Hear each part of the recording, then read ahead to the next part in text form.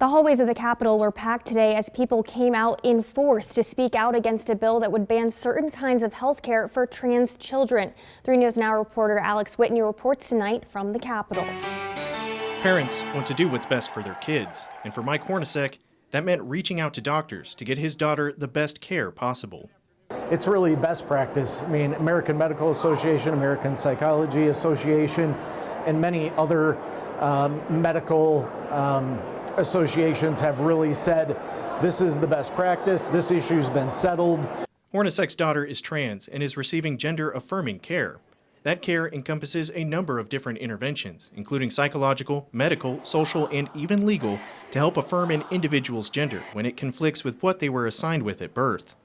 While gender-affirming care is becoming common medical practice, it still remains controversial politically and is the target of a new bill making its way through the unicameral. We have laws that protect kids from abuse, exploitation, and from exposure to dangerous substances like alcohol and drugs. As adults, we understand that a child's brain is not fully formed and cannot comprehend the ramifications of making irreversible medical decisions. The bill in question is LB 574, introduced by Senator Kathleen Kauth, that would ban gender-affirming care for anyone under the age of 19.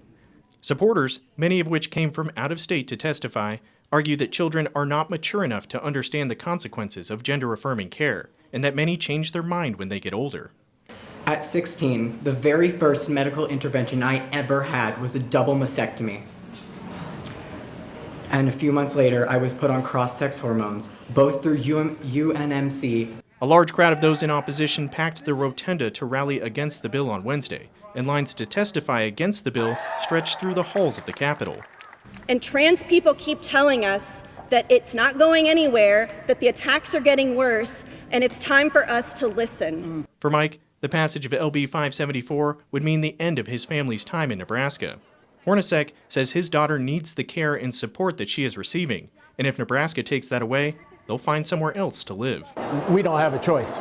We would have to leave, and we would be leaving our church behind. We'd have to sell our house.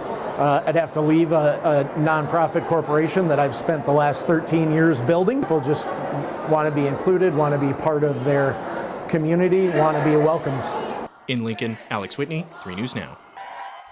Today's hearing was just for gathering testimony. No votes have been taken on the bill yet.